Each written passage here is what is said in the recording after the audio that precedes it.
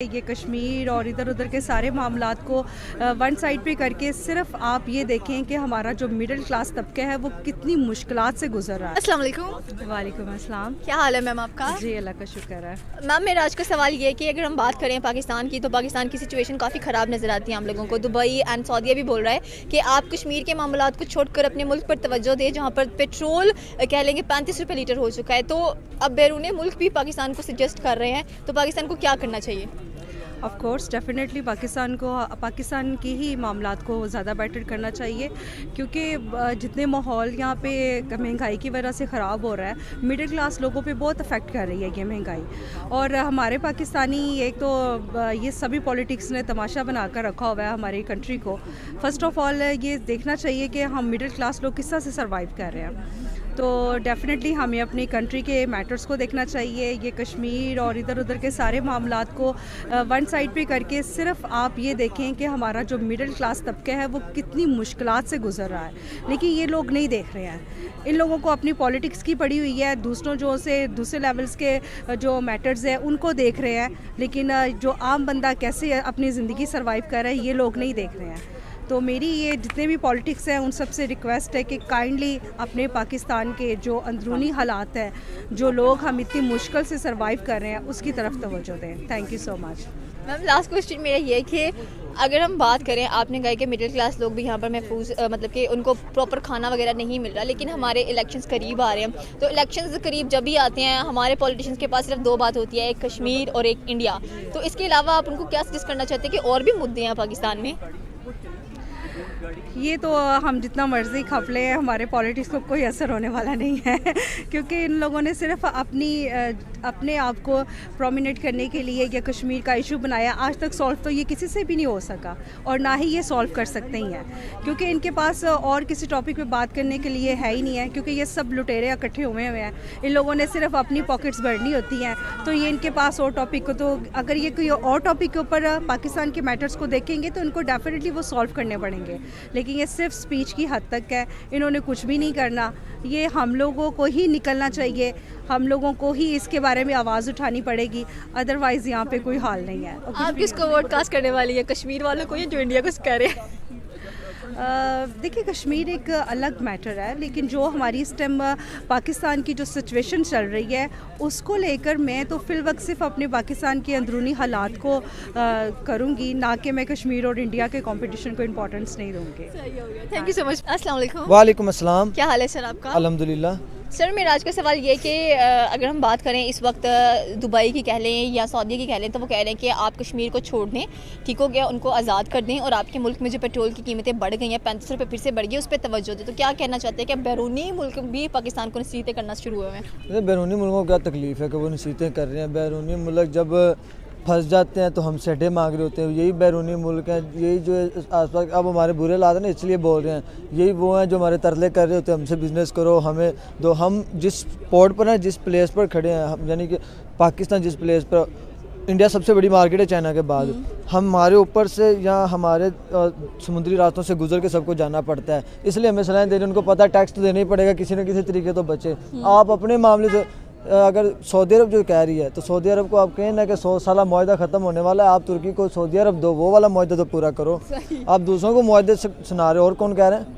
और साथ में दुबई भी कह रहा है। और तो दुबई कह रहा है, तो दुबई का तो अपना सरपेट लगी हुई है। वो कभी बुर्ज खलीफा की तरफ से लड़ रहे हैं, तो कभी जो नई मार्केट बनानी है, उनका तो अपना नहीं सेट हो रहा है। दुबई में आज पाकिस्तानी वापस आ जाए तो दुबई में काम करने वाला कौन रहेगा? दुबई में है कौन? ये सिर्फ बातें करने। पाकिस्तान के माना बुरे हालात है तो इंशाल्लाह सही भी हो जाएंगे। ये कैसी कौमें हैं कि है मुसलमान कंट्रीज़ है, लेकिन जब हमारे बुरे हालात आते हैं तो हमारे ख़िलाफ़ हो जाते हैं। जब हमारे अच्छे हालात हैं तो जी बड़े अच्छे हैं, ये है वो। तो इंशाल्लाह खान आने वाला है। उम्मीद तो यही है कि रह भी वही उम्मीद गई है, विद इन 5 ईयर्स हम ऐसा स्टैंड करेंगे कि यही दुबई कहेगा हमसे बिज़नेस करो, यही कहेगा यार आपका मसला आप जैसे मर्जी हल करो। ये बस वक्ती तौर पे, ये मुसलमान कंट्री ना, हम भी, ये भी मुसलमान, सऊदी अरब मुसलमान कंट्री ना मानते हैं। हमारा सबसे इंपॉर्टेंट कंट्री अगर देखें तो सऊदी अरब है, मक्का मदीना की वजह से। तो उनको ये नहीं कहना चाहिए कि यार कश्मीर मुसलमानों के हक में होना चाहिए, इंडिया के अगेंस्ट। लेकिन क्यों कह रहे हैं? क्योंकि अपनी उन्होंने मार्केट देखनी, ये सब बिज़नेस है। अब जब हम पैसा कमाएंगे तो ये देखना कश्मीर का क्या, ये इनकी औकात नहीं कि लाहौर की बात कर सकें। जो पेट्रोल 35 रुपये कह लें कि लीटर हो चुका है, उसके बारे में आप क्या कहना चाहते हैं कि पेट्रोल फिर से अफोर्डेबल, अब क्या करे अवाम? ये बिल्कुल है बात, ये आप बिल्कुल ये पॉइंट बनता है कि यार पाकिस्तान में गुर्बत इस वक्त बहुत ज़्यादा है और देखिए कमाने वाला भी कोई नहीं साहब बना हुआ, आपके पास डिग्री लेकर आप बैठे हुए हैं, लेकिन बट इससे कसम अल्लाह कि आप अगर हिस्ट्री पढ़ें पाकिस्तान की तो इससे बुरे हालात पाकिस्तान झेल चुका है। बांग्लादेश के अलग होने के बाद पाकिस्तान को कंगलादेश कहा जाता था जब बांग्लादेश अलग हुआ, लेकिन पाकिस्तान ने देखो फिर सर्वाइव किया था ना, अब भी करेगा। एक अच्छा लीडर मिल गया तो इंशाल्लाह आप भी इधर है मैं भी इधर हूँ, सिर्फ विद इन 5 ईयर हम बैकअप करेंगे, इंशाल्लाह करेंगे। Thank you so much sir. अस्सलाम वालेकुम। वालेकुम अस्सलाम। क्या हाल है सर आपका? अल्हम्दुलिल्लाह। सर मेरा आज का सवाल ये है कि अगर हम बात करें इस वक्त सऊदीया की और दुबई की, तो उन्होंने कहा है कि आप कश्मीर का मसला जो है ना उसको छोड़ दें, पाकिस्तान को कह रहे हैं। और पाकिस्तान में अगर देखा जाए तो 35 रुपये लीटर पेट्रोल हो चुका है। तो क्या कहना चाहते हैं कि हम कश्मीर के मसलों से बाहर नहीं निकल रहे हैं, दूसरे ममालिक भी हमारा साथ नहीं दे रहे और हमारे यहाँ पे पेट्रोल की कीमतें भी बढ़ी हुई हैं? जी असल बात तो ये है कि हमें कश्मीर को वाकई छोड़ देना चाहिए, क्योंकि जब से पाकिस्तान आज़ाद हुआ है तो हम मतलब कि इंडिया और पाकिस्तान में काफ़ी सारी जंगें हो चुकी हैं इस बारे में, और काफ़ी सारा इस पे सरमाया खर्च हो चुका है। तो इसलिए हमें इसे छोड़ देना चाहिए और ज़्यादा से ज़्यादा हमें पढ़ाई पर, तालीम पर और सेहत पर पैसा लगाना चाहिए ताकि मुल्क तरक्की कर सके, आगे बढ़ सके हम। क्योंकि आप देख लें कि जर्मन में जब जंग हुई थी तो पाकिस्तान ने उन्हें 12 करोड़ रुपए का कर्ज दिया था, तो आज जर्मनी कितने आ गया है हमसे। तो इसलिए हमें उन्हें छोड़ देना चाहिए कश्मीर को और पाकिस्तान को आगे बढ़ाना चाहिए। तो पाकिस्तान कैसे आगे बढ़ेगा? यहाँ पर पेट्रोल 35 रुपये लीटर हुआ पड़ा है, ऊपर से कह लें कि 4800 की आटे की बोरी मिल रही है। किस तरह से स्टेबल होगा? हमारे जो हुक्मरान हैं वो तो उनकी तो आपस की प्रॉब्लम सॉर्ट आउट नहीं हो रहे हैं, तो उनको ना बैरूनी मुल्कों से कुछ लेना है ना अपने ही मुल्क से कुछ लेना है। जी आप देखें ना कि जो हमारे सियासतदान हैं तो वो तो आपस में मतलब कि जैसे भी वो आवाम लड़ रही है आपस में, वो कह रहे हैं कि नहीं इमरान खान है, वो कह रहे हैं कि नवाज़ शरीफ दोबारा है, तो आवाम एक दूसरे के साथ लड़ी है। होना ये चाहिए कि आवाम को अपने लिए आवाज़ उठानी चाहिए, सियासतदानों को छोड़ें, वो अपने हक़ के लिए आवाज़ उठाएं ताकि ये सारी परेशानी मुल्क से ख़त्म हो सके। तो आवाम कैसे अपने हक़ के लिए आवाज़ उठाए? आवाम को तो कोई मतलब कि आवाम बिल्कुल ज़ीरो हुई पड़ी है, आवाम बस कह रही है कि ठीक है जिसने आना है आज हो, मतलब कि मुल्क बेड़ा गर्क हो चुका है। जी आप देखें ना कि जैसे कोई और सियासतदान आता है तो वो किसी बड़े आदमी को थोड़ा सा उसकी जेब गर्म कर देता है, तो वो कुछ साथियों को जमा कर लेते हैं, वो उनके अंदर डाल देते हैं, उनकी जेब के अंदर जेब गर्म कर देता है। तो फिर इस तरह कैसे हो सकेगा जब तक आवाम इंसान को खुद सोचना चाहिए कि हमारे मुल्क का क्या हाल हो रहा है। हम नहीं चाहते कि हमारा हाल श्रीलंका जैसा हो, तो एक इस्लामी ममालिक है तो इसलिए हमें इस्लाम के जो असूल और कवानीन है उन पर अमल करना चाहिए। श्रीलंका भी पहले देखें डिफ़ॉल्ट हुआ था, उसके बाद उसकी फाइनेंशियल क्राइसिस चली, लेकिन अब उसने भी बहुत स्टेबल कर लिया आप। हाँ जी। तो हम क्यों नहीं कर पा रहे? हम तो बिल्कुल भी ठीक चल रहे हैं थोड़ा सा। तो इसमें मैं क्या कह सकता हूँ। आप अवाम हैं, आप अवाम में आते हैं, आपका हक बनता है, आप सवाल कर सकते हैं। जी कर सकता हूँ, लेकिन फ़ायदा नहीं है कोई। फ़ायदा नहीं है, अगर कोई सुनता ही नहीं है तो क्या करें। ये भी बात ठीक है। Thank you so much sir को पिन। अस्सलाम वालेकुम। वालेकुम सलाम। आपका नाम? अली हसन। अली मेरे सवाल ये कि अगर पाकिस्तान की सिचुएशन देखी जाए तो काफ़ी ख़राब हम लोगों को नज़र आती है। रिसेंटली दुबई एंड जो कह लें कि सऊदीया है वो कह रहा है कि आप कश्मीर के मामूलात को छोड़कर अपने मुल्क पर तवज्जो दें, जहाँ पर पेट्रोल 35 रुपये लीटर हो चुका है। तो क्या कहना चाहते हैं कि उन्होंने बिल्कुल सही बात की है पाकिस्तान को?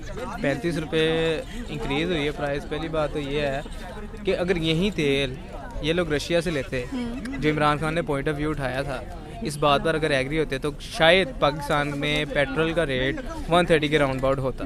पहली बात। दूसरी बात यह है कि रशिया में पेट्रोल हमें सस्ता देगा।